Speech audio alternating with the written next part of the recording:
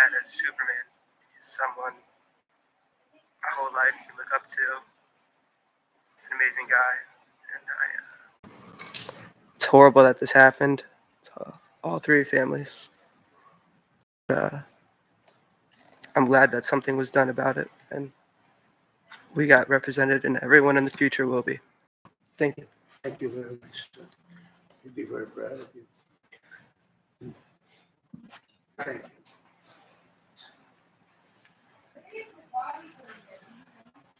Very much, Mr. Thank you, Mr. President. Thank you very much. Thank you very much.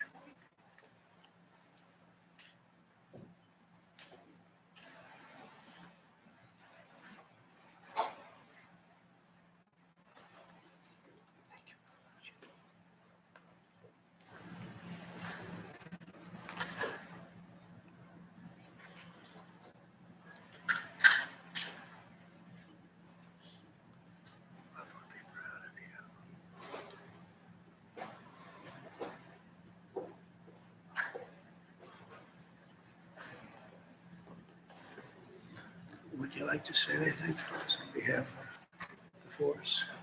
Would you like to say something? It's a very tough thing to do. I know. Would you like to say something, please? Mr. President, on behalf of Sheriff Rick Bradshaw and every member of the Palm Beach County Sheriff's Office, we can't thank you enough for taking the lead on this and recognizing the extreme sacrifice of our three brothers. Words really can't express how thankful we are. Thank you very much. And we have a fourth, and we're going to give this to you. Hopefully it's maybe never going to be given out.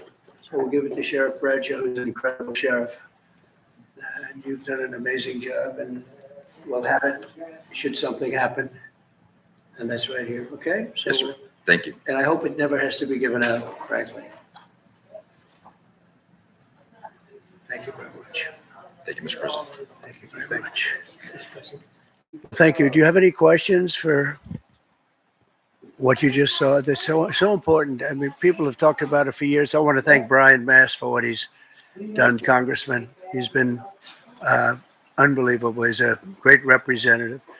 And he worked hard. He wanted to do it right, and we wanted to go somehow we could get him done pretty easily in one way, but we wouldn't get them done by Tiffany. And the fact that the Arnault family stepped up was absolutely incredible. It means more when you get a name like that. I think it means something extra. But these were incredible people, and they're looking down on you right now, and they're very, very proud, very, very proud of all of you. And it's too bad we had to be doing this, but I was there with you that day. That was a rough day. Thank you very much. Would you have any questions? Yeah. Do you have plans to give this award to any other families posthumously who find themselves in the same position as having made this sacrifice? And then after the test, one question by your call today. Having to do from a previous? We're looking at the possibility of that, yeah. You had a lot of people die in the line of duty when you think of it. And we figured it was time to start. We haven't had the situation arise. This was a terrible situation. We haven't had it arise yet, but we're looking at going back a little bit and see what we can do about that. Yes, strongly. Yeah, go ahead. On your call with President Putin today, Yeah. you mentioned that the Pope would like to take a role potentially in mediating these talks. Does that mean that the U.S. is taking a step back from? No. I think it would be great to have it at the Vatican. Maybe it would have some extra significance. And I saw that it was discussed yesterday, so I thought, and people told me that they'd be honored to do it. I would imagine they would be. So, no, I think it would be maybe helpful. There's tremendous bitterness, anger, and I think maybe that could help some of that anger. So having it at the Vatican would be, in Rome, would be I think it'd be a great idea. Thank you. Mr. President, Go ahead. Mr. President, as you know, 2.5 months ago, Ukraine President Zelensky agreed to that 30-day ceasefire that's been on the table all of that time. What was the extent of your conversation with President Putin today about having him agree to that same 30-day ceasefire proposal that you, Mr. President, put on the table? Well, what we've done, and very strongly, is we said, let's get this thing going. You know, I had many of the leaders of European nations on the line with me right after the call. And we have to get that thing solved. 5,000 young people every single week on average. And I've seen satellite pictures. You don't want to see these pictures. We'll have to see what happens. This was not my war. This is not a war that would have happened if I were president. This is not my war. I'm just here to try and help. We've spent hundreds of billions of dollars on this war, and yet that's not. Frankly, we made much more than that just in 4 days in the Middle East. It's a lot of money, but we do much. This is about thousands of people dying every single week. 5,000, 6,000 people dying every single week.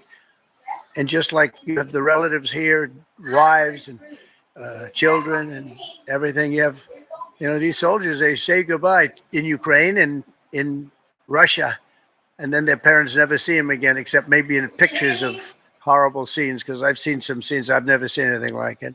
So we're going to see if we can get this taken care of. Yeah, please. Our thanks to the members of law enforcement who are here, and our condolences to the families. We're very sorry for your loss. Mr. President, on Ukraine, on your call today that you had with President Putin, you said last week that you thought nothing was going to happen, no advances would be made until you and Putin got together. Do you still feel that way? I think something's going to happen. It's a very big egos involved, I tell you. Big egos involved, but I think something's going to happen. And if it doesn't, I'd just back away, and they're going to have to keep going. Again, this was a European situation. It should have remained a European situation, should have remained. But we have, because the past administration felt very strongly that we should be involved, and we got involved much more than Europe did in terms of the money and all of the things that we gave. We gave massive amounts, I think record-setting amounts given to a foreign. There's never been anything like this, both weaponry and money.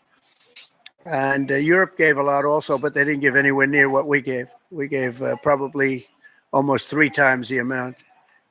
And it's just a shame. The whole thing is a shame. The level of death here is just a shame. Yeah? Did you ask President Putin to meet with you About what? about Ukraine? Yeah, of course I did. I talked to him about it. I said, when are we going to end this, Vladimir? I know him for a long time now. I said, when are we going to end this bloodshed, this bloodbath? It's a bloodbath. And I do believe he wants to end it. When I made the call, I told the people last night, I spoke to the heads of the different countries, Germany and Finland. We had Italy, as you know, and UK was on the line today, and a couple of others. And then they were in turn calling everyone. Ursula was there from the European Union. She was terrific. And we spoke for a long time about it. And they got a problem. It's a big, big problem. It's a terrible war. It's a very hard to extradite themselves away from what's taking place over there. The amount of anger, the amount of hate, and the amount of death. It's very hard, very tough situation. But I said to him, we got to get going. And I did say also, if I thought that you couldn't do it, I'd step away, because what are you going to do? We don't have boots on the ground. We wouldn't have boots on the ground. But we do have a big stake. And the financial amount that was put up is just crazy. It's crazy. This isn't for us. This is for somebody else. The amount of money that we put up is record-setting. There's never been anything like this. And that includes weapons. Never been anything like this. Yeah, please. Mr. President, on the medal, how far back do you intend to look to consider for the recipients? And then on your call today, if Putin ultimately proves to be the obstacle to peace, is further arming Ukraine on the table at that point? Well, we'll look. I mean, we're going to look. I hope that, I like to think positively, frankly. I just can't believe that they allowed this to continue. This would have never happened if I were president. And most people admit that. It would have, and it didn't happen for 4 years. And October 7th would have never happened either. The attack on Israel, that would have never happened. So sad, a lot of things wouldn't have happened, but so sad to see it. I think that there's a good chance we can get this done. I believe Putin wants to do it. Now, if I thought Putin didn't want, I mean, that's what I do. My whole life is like deals, one big deal. And if I thought that President Putin did not want to get this over with, I wouldn't even be talking about it because I'd just pull out. What did you hear that gave you confidence that he does want peace versus buying time? I think he's had enough. I think he's had enough. This has been a long time. This has been going on for more than 3 years. When you think, right? It's been going on for a long time. Yeah, please. Thank you, Mr. President. When you implored him to stop previously, Vladimir stopped on social media, and he didn't, he just continued. I'm curious, did you bring that up with him in your phone call today? You have to talk. Sorry, you previously on Truth Social implored President Putin to stop. You wrote Vladimir stop, and he didn't stop, quite the contrary. I'm curious, did you bring that up on your call with him today? And No, I didn't bring that up. But I did say it's time. You got to stop this thing. And I believe he wants to stop. Look, I would be, I think, very able to tell whether or not he wanted to or what. I thought there was a very good chance, like a 50-50 chance that he would say, I want to take the whole thing. I didn't know what he was going to say. And then they have a different kind of a problem. But I believe he wants to stop. Pretty sure. just now about backing away or walking away if it looks like it's going to be an intractable problem. Do you have a red line in your head of what would cause you to back away? And Yeah, in my exactly head, but not something I'm going to announce. But yeah, definitely in my head, I do. Yeah, would that look because like? this isn't our war. This is not my war. This is not the war. I mean, we got ourselves entangled in something that we shouldn't have been involved in, and we would have been a lot better off. And maybe the whole thing would have been better off because it can't be much worse. It's a real mess. It's a death trap.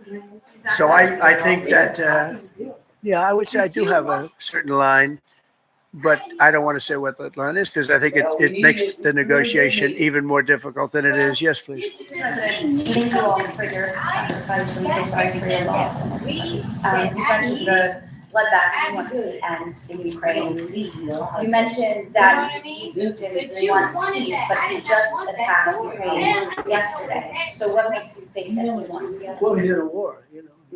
No, nobody said don't. They're fighting, they're attacking each other, and people are dying all the time. He's in a war. He's fighting a war. Nobody said he was going to stop. I think, is it terrible? Yeah, it's terrible. I think it's terrible.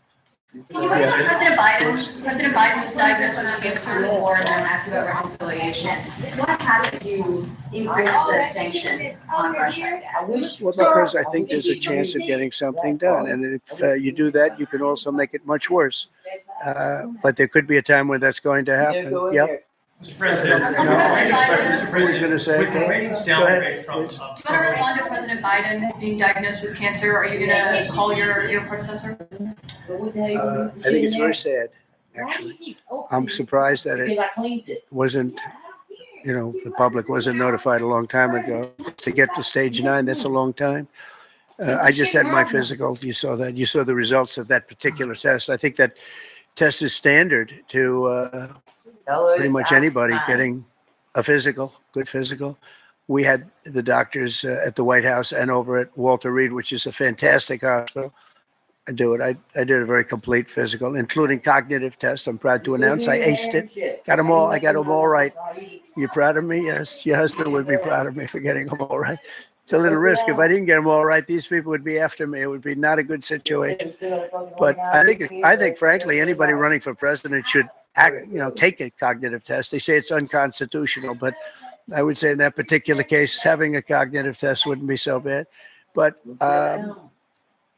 when you take tests, medical, as a male, that test is very standard. I don't know if it's given to everybody, but it's given just about. And it takes a long time to get to that situation. Now, I think, to get to a stage 9, I think that if you take a look, it's the same doctor that said that Joe was cognitively fine. There was nothing wrong with him. Well, he said, if it's the same doctor, he said there was nothing wrong there. And that's being proven to be a sad situation. And the auto pen is becoming a very big deal. The auto pen is becoming a big deal because it seems like that maybe was the president who ever operated the auto pen. But when they say that that was not good, they also, you have to look and you have to say that the test was not so good either. In other words, there are things going on that the public wasn't informed. And I think somebody's going to have to speak to his doctor, if it's the same, or even if it's two separate doctors. Why wasn't the cognitive ability, why wasn't that discussed? And I think the doctor said he's just fine, and it's turned out that's not so. It's very dangerous. Look, this is no longer politically correct. This is dangerous for our country. Look at the mess we're in. You're talking about all these questions on Ukraine and Russia that would have never happened. As an example, if I were president, would have never happened. The other thing is you have to say, why did it take so long? I mean, when you, this takes a long time, it can take years to get to this level of danger. So it's a very, very sad situation. I feel very badly about it. And I think people should try and find out what happened, because I'll tell you, I don't know if it had anything to do with the hospital. Walter Reed is really good. They're some of the best doctors I've ever seen. I don't even know if they were involved, but a doctor was involved in each case. Maybe it was the same doctor, and somebody is not telling the facts. That's a big problem. President Zelensky of Ukraine says like Ukrainians are ready for a ceasefire. They're ready for peace negotiations. In your mind, is Ukraine doing enough to get this? I'd rather tell you in about 2 weeks from now, because I can't say yes or no. I think, look, he's a strong person. Zelensky, a strong guy, and he's not the easiest person to deal with. But I think that he wants to stop. He's, not. It's a very bad thing that's happening over there. I think he wants to stop. But I could answer that question better in 2 weeks or 4 weeks from now. I hope the answer is that he wants to get it solved. I want to thank everybody very much. And on behalf of the United States of America, we greatly honor your family and your friends and everybody that had to suffer so much. But you have some 3 great men that are looking down on you, and they're very proud right now. They're very proud. This is the Oval Office, and they're a big part of it now. They're part of the Oval Office, the White House. And thank you all very much. Thank you. Thank you, Sheriff, for coming. Thank you very much, everybody. Thank you. Thank you.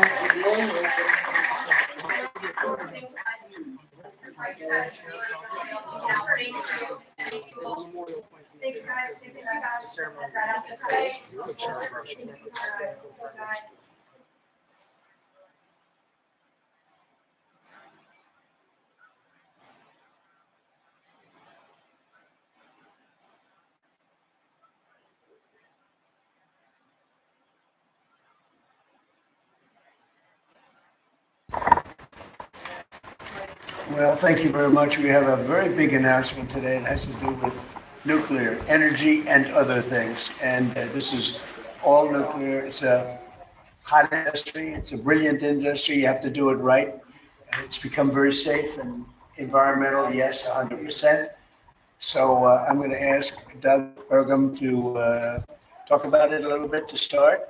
And maybe you'll follow him up. Yes, sir. And we're going to have Pete Hegseth speak from a military standpoint, but this is very all-inclusive. We're signing tremendous executive orders today that really will make us the real power in this industry, which is a big industry. Doug, why don't you go ahead? Well, thank you, President Trump. This is a huge day for the nuclear industry. Mark this day on your calendar. This is going to turn the clock back on over 50 years of over-regulation of an industry. American greatness has always come from innovation, and we were very innovative. We led post-World War II in all things nuclear, but then we've been stagnated. We've choked it with over-regulation. Today, Will is going to walk us through a series of 4 executive orders. Each of these help attack separate issues that have held back this industry. And with us today, we've got a number of CEOs from the industry representing some of our largest nuclear providers, but also a big change. This is a time when capital and competition has finally come to this industry. We've got venture capital, we've got startups coming in all aspects of small modular nuclear, and we've also got an EO that's talking about the importance of us having a secure supply chain, being able to get that fuel load here in the United States as opposed from foreign sources. This has impacts on national security, on our defense, and again, President Trump here today has committed to energy dominance. And part of that energy dominance is that we've got enough electricity to win the AI arms race with China. What we do in the next 5 years related to electricity is going to determine the next 50, because this is the first time in history where electricity can be translated into intelligence. And we need that intelligence for every aspect of our economy, but also for defense.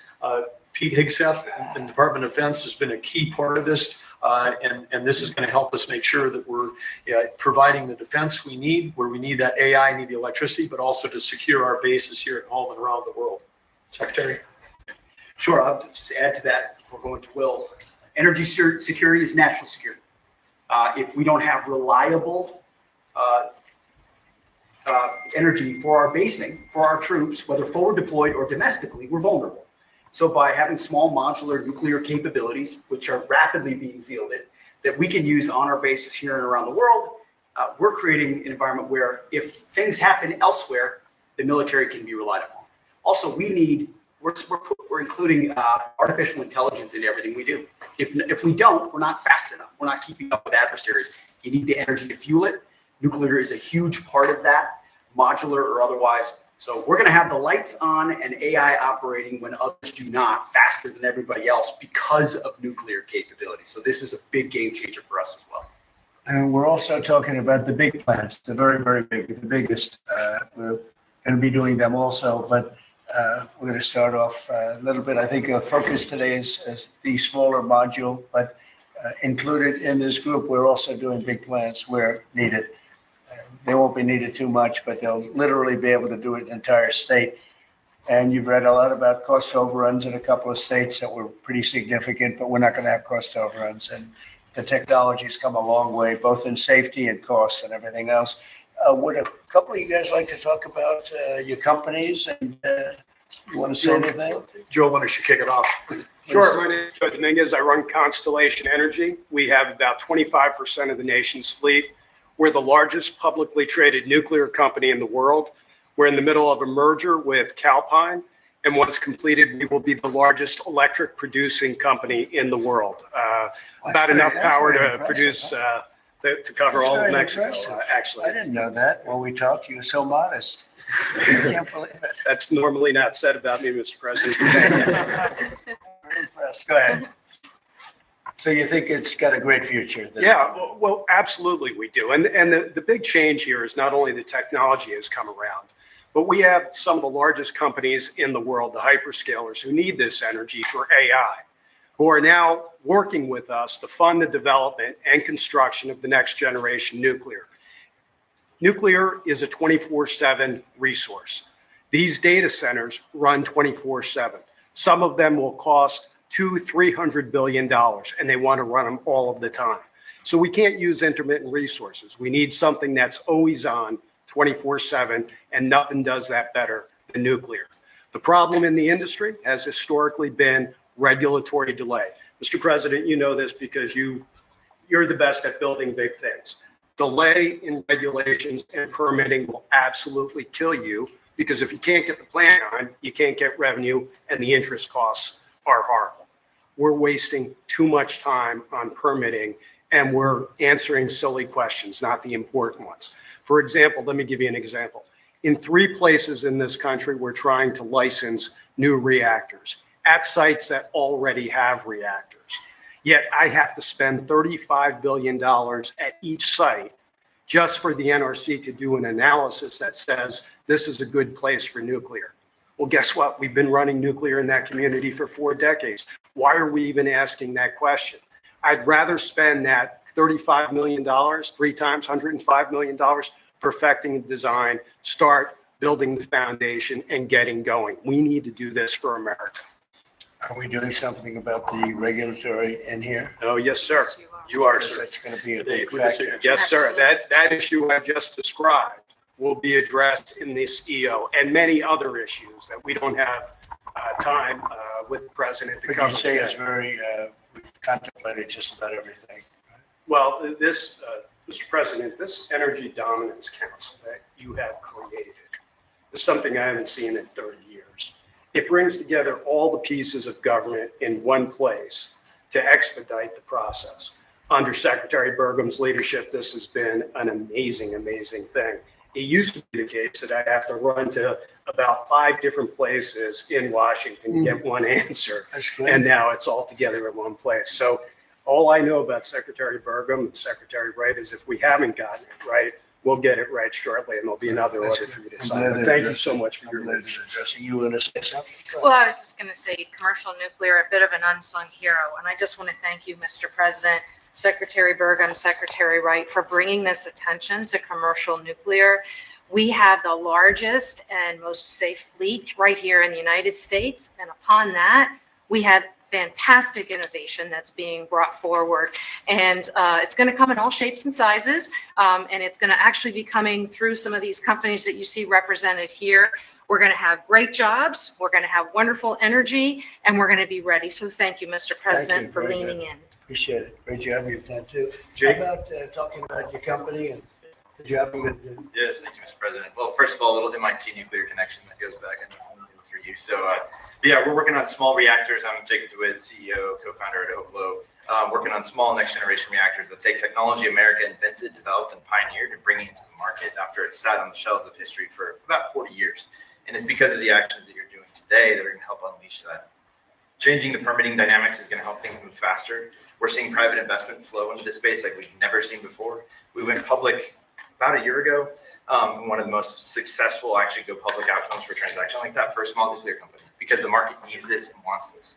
And under your leadership, creating the Dominance Council, I mean, it's hard to overstate the value of that. And nuclear is a manifestation of energy dominance. In fact, the golf ball of uranium metal, which this is not, but it's a golf ball, has enough energy content to power your entire life's energy needs. I mean, it doesn't get any better than that.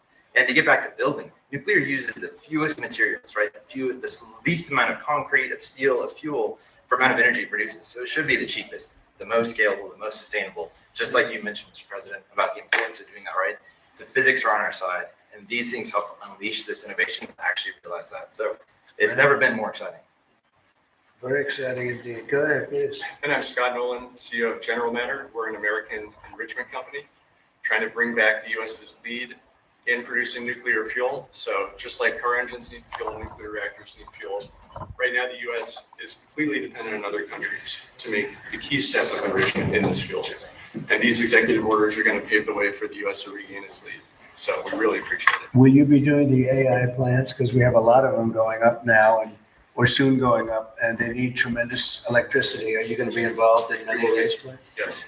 Will a lot of them be using nuclear, or some are using oil and gas, some are using different things? But Many of them will be, I think. it just makes a lot of sense. Nuclear is a perfect solution, and that's where most of them are interested. Good luck. Thank you. That'd be great. Yes. Okay, Will, please. The first executive order we have for you relates to the issue that Secretary Hegseth was speaking to, which is the need for incredible amounts of power at defense installations and also in AI-focused installations. What this executive order will do is speed up the approval and adoption process for specialized nuclear reactors at these sorts of sites.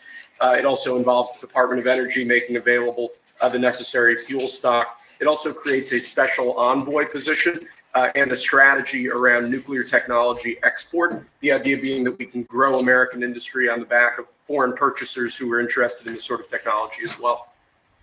I'm just thinking, as you say that, I just said, what about auto pens? Could I use an auto pen? What did Biden do? Did he have an auto pen at the desk? Nuclear powered. No, he didn't do events. Yeah, he used nuclear power. You know, he didn't do events like this, I guess. So, otherwise, you know, you walk into the other side of the room, have an auto pen sign it, right? Here it is. It's phase one. Very big phase, very important phase.